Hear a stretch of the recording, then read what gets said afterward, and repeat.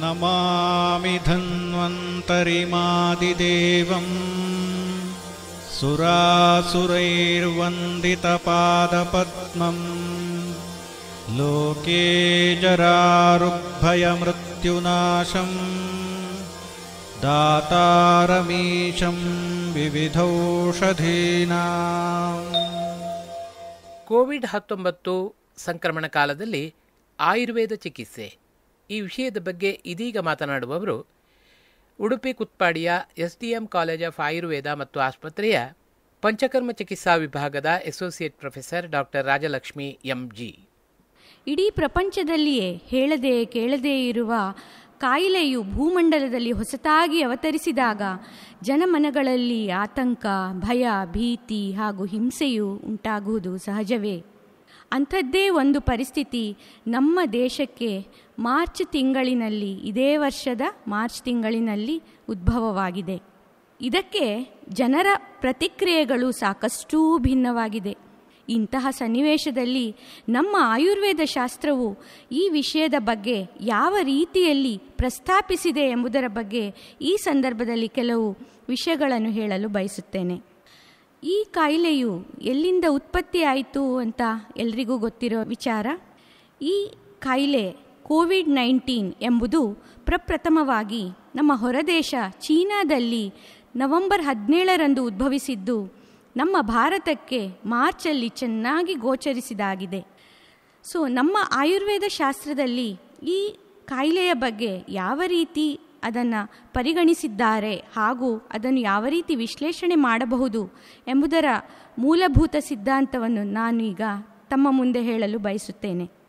ಪ್ರತಿಯೊಂದು ಕಾಯಿಲೆಗೂ ಕೂಡ ನಮ್ಮ ಶಾಸ್ತ್ರದಲ್ಲಿ ಹೇತು, ಲಿಂಗ ಹಾಗೂ ಔಷಧ ಎಂಬ ತ್ರಿಸೂತ್ರದ ವಿಚಾರವನ್ನು ನಮ್ಮ ಶಾಸ್ತ್ರ ಎಲ್ಲ ಕಾಯಿಲೆಗಳಿಗೂ ಹೇಳಲ್ಪಟ್ಟಿದೆ.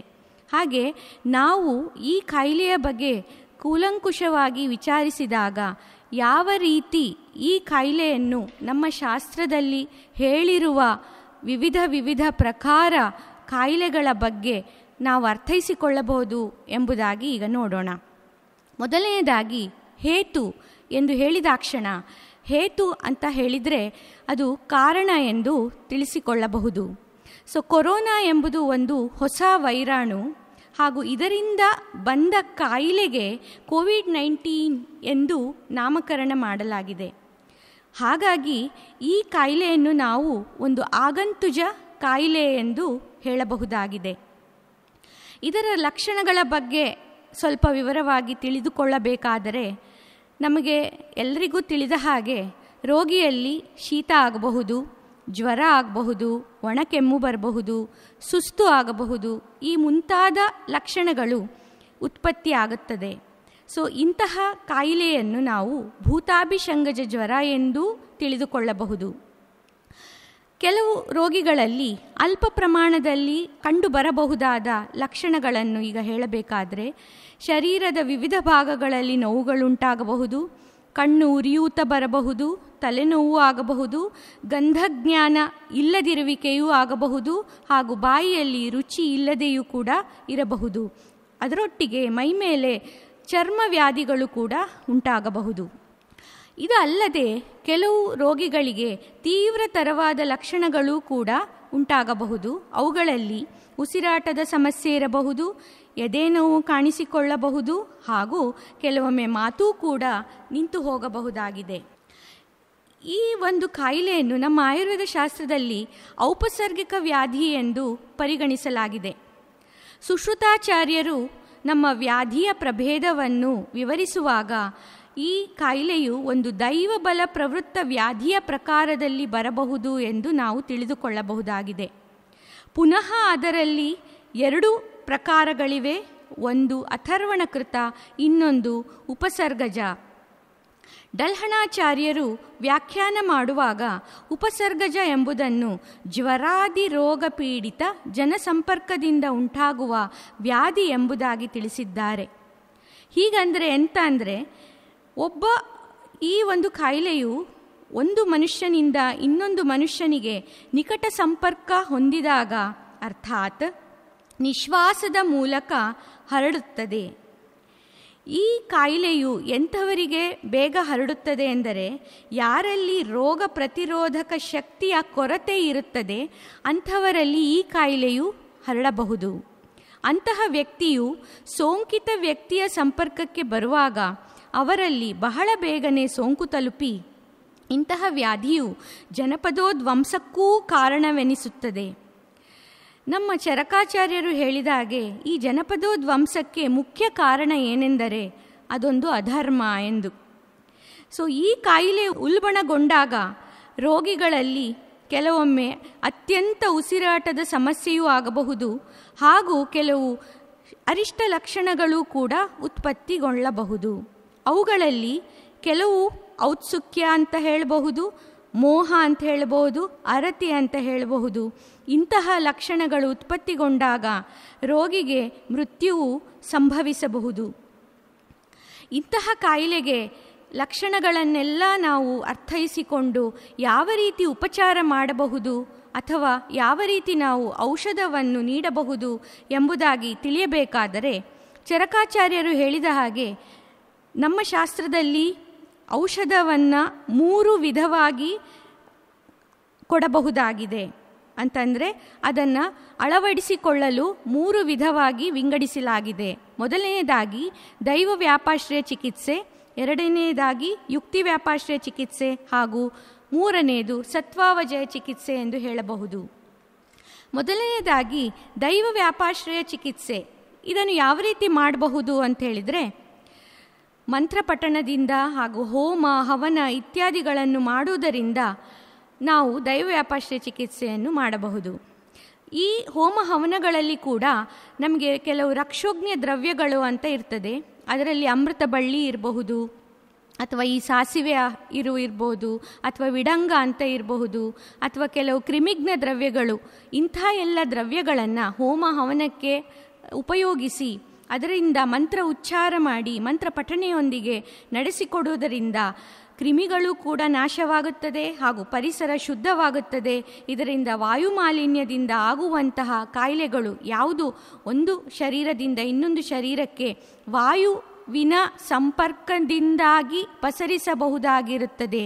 ಆ ಕಾಯಿಲೆಗಳನ್ನು ನಾವು ತಡೆಗಟ್ಟಬಹುದಾಗಿದೆ. ಇನ್ನೊಂದು ಚಿಕಿತ್ಸೆ ಅಂದರೆ ಯುಕ್ತಿ ವ್ಯಾಪಾಶ್ರಯ ಎಂದು. ಇದರಲ್ಲಿ ನಾವು ಪಂಚಕರ್ಮ ಚಿಕಿತ್ಸೆ ಮಾಡಬಹುದು, ರಸಾಯನ ಚಿಕಿತ್ಸೆ ಮಾಡಬಹುದು, ಹಾಗೂ ಕೆಲವು ವ್ಯಾಧಿ ಶಮನ ಚಿಕಿತ್ಸೆಯನ್ನು ಕೂಡ ಅಳವಡಿಸಿಕೊಳ್ಳಬಹುದಾಗಿದೆ. ಚರಕಾಚಾರ್ಯರು ಜನಪದೋದ್ವಂಸ ಎಂಬ ಅಧ್ಯಾಯದಲ್ಲಿ ಹೀಗೆ ಹೇಳ್ತಾರೆ, ರಸಾಯನಾನಾಂ ವಿಧಿವಚ್ಚ ಪ್ರಯೋಗ ಪ್ರಶಸ್ಯತೆ ಎಂಬುದಾಗಿ. ಅಂತ ಹೇಳಿದರೆ ರಸಾಯನ ಚಿಕಿತ್ಸೆಯು ಒಂದು ಹೇಳಲ್ಪಟ್ಟ ಒಂದು ಮುಖ್ಯ ಔಷಧಿಯ ಪ್ರಕಾರವಾಗಿದೆ. ಹಾಗೂ ಇನ್ನಿತರ ಚಿಕಿತ್ಸೆಗಳು ಯಾವುದೆಂದರೆ ಓಜೋವರ್ಧಕ ಚಿಕಿತ್ಸೆಗಳು, ಅಂದರೆ ಹೃದಯ ಚಿಕಿತ್ಸೆ ಅಂತ ಹೇಳ್ತಾರೆ, ಹಾಗೂ ಆಹಾರ ವಿಹಾರಗಳು ಯಾವುದೆಲ್ಲ ಓಜೋವರ್ಧಕವಾಗಿರುತ್ತದೆ ಅಂತಹ ಆಹಾರಗಳು, ಹಾಗೂ ನಮ್ಮ ಶರೀರವನ್ನು ಕಾಪಾಡುವಂತಹ ಅಗ್ನಿ, ಪ್ರಾಣ ಹಾಗೂ ಬಲವನ್ನು ಇವುಗಳ ಸಂರಕ್ಷಣೆಗೆ ಬೇಕಾದಂತಹ ಚಿಕಿತ್ಸೆಯನ್ನೂ ಕೂಡ ನಾವು ಇದರೊಟ್ಟಿಗೆ ಅಳವಡಿಸಿಕೊಳ್ಳಬೇಕಾಗಿದೆ. ಮೂರನೆಯದು ನೋಡುವುದಾದರೆ ಸತ್ವಾವಜಯ ಚಿಕಿತ್ಸೆ. ಈಗಿನ ಪ್ಯಾಂಡಮಿಕ್ ಕಾಲದಲ್ಲಿ ಎಲ್ಲರಿಗೂ ಕೂಡ ವಿಶೇಷವಾಗಿ ತಮ್ಮ ಸ್ವಂತ ಜೀವರಕ್ಷಣೆಯ ಜವಾಬ್ದಾರಿ ಹೆಚ್ಚಾಗಿರುವ ಕಾರಣ ಈ ನಿಟ್ಟಿನಲ್ಲಿ ಆರೋಗ್ಯದ ವಿಷಯ ಕುರಿತು ಜನರಲ್ಲಿ ಹೆಚ್ಚಾಗಿ ಆತಂಕಗಳು, ಭಯ, ಚಿಂತೆ, ನಿರುತ್ಸಾಹ ಮುಂತಾದ ಮಾನಸಿಕ ಸಮಸ್ಯೆಗಳೂ ಕೂಡ ಎದುರಾಗುತ್ತದೆ. ಅಂತಹ ಸಂದರ್ಭದಲ್ಲಿ ಸತ್ವಾವಜಯ ಚಿಕಿತ್ಸೆ ಕೂಡ ಸಹಕಾರಿಯಾಗಿದೆ. ಈ ರೀತಿ ನಮ್ಮ ಆಯುರ್ವೇದ ಶಾಸ್ತ್ರದಲ್ಲಿ ಹೇಳಿರುವಂತಹ ವಿವಿಧ ಚಿಕಿತ್ಸೆಯನ್ನು ಈ ರೀತಿ ನಾವು ಅರ್ಥೈಸಿಕೊಂಡು ಅದನ್ನು ಅಳವಡಿಸಿಕೊಳ್ಳಬಹುದಾಗಿದೆ.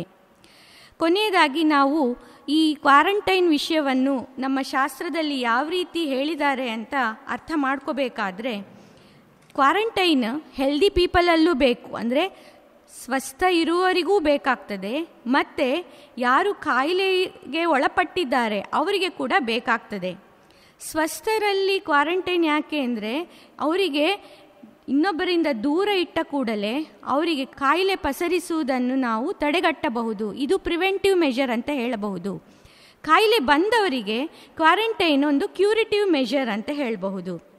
ಹಾಗೆ ಈ ರೀತಿ ನಾವು ಎರಡೂ ವಿಧದಲ್ಲಿ ಕೂಡ ನಮ್ಮ ಕ್ವಾರಂಟೈನನ್ನು ಅರ್ಥ ಮಾಡಿಕೊಳ್ಳಬಹುದು. ಹಾಗೂ ಇದು ಒಂದು ರಸಾಯನ ಚಿಕಿತ್ಸೆಯೂ ಕೂಡ ತಿಳಿದುಕೊಳ್ಳಬಹುದಾಗಿದೆ. ಕೊನೆಯದಾಗಿ ಸಂಕ್ಷಿಪ್ತವಾಗಿ ನಮ್ಮ ಶಾಸ್ತ್ರದಲ್ಲಿ ವಿವರಿಸಿದ ವಿಷಯವನ್ನು ತಮಗೆ ತಿಳಿಸುವುದಾದರೆ, ಮೊದಲನೆಯದು ನಿಧಾನ ಪರಿವರ್ಜನೆಯೇ ಚಿಕಿತ್ಸೆ. ಅಂದರೆ ಯಾರಲ್ಲಿ ಸೋಂಕು ಇದೆ ಅಥವಾ ಯಾರು ಶಂಕಿತರು ಅಂಥವರಿಂದ ದೂರ ಇರುವುದೇ ನಮಗೆ ಮೊದಲನೆಯ ಒಂದು ಆದ್ಯತೆ. ಎರಡನೇದು, ನಾವು ಯಾವ ರೀತಿಯಲ್ಲೂ ಕೂಡ ಅಧರ್ಮವನ್ನು ಮಾಡಬಾರದು. ಇದು ನಮ್ಮ ಶಾಸ್ತ್ರ ಹೇಳಿರುವಂಥದ್ದು. ಹಾಗೂ ಶಾಸ್ತ್ರದಲ್ಲಿ ಹೇಳಿರುವಂತಹ ಸ್ವಸ್ಥವೃತ್ತ ಹಾಗೂ ಸದ್ವೃತ್ತದ ಪಾಲನೆ ಖಂಡಿತವಾಗಿ ಎಲ್ಲರೂ ಪಾಲಿಸಲೇಬೇಕು. ಮತ್ತು ಅಗ್ನಿ, ಪ್ರಾಣ ಮತ್ತು ಬಲವನ್ನು ಸದಾ ಕಾಪಾಡಿಕೊಳ್ಳಬೇಕು. ಇದಕ್ಕೆ ಬೇಕಾದಂತಹ ತಯಾರಿಯನ್ನು ನಾವು ಹೆಚ್ಚಾಗಿ ಮಾಡಿಕೊಳ್ಳಬೇಕಾಗುತ್ತದೆ. ಆಗ ಮಾತ್ರ ನಮ್ಮ ಸುತ್ತಮುತ್ತ ಯಾವುದೇ ಕಾಯಿಲೆಗಳು ಓಡಾಡುತ್ತಿದ್ದರೂ ಕೂಡ ನಮ್ಮನ್ನು ಅದು ಸುಳಿಯುವುದಿಲ್ಲ.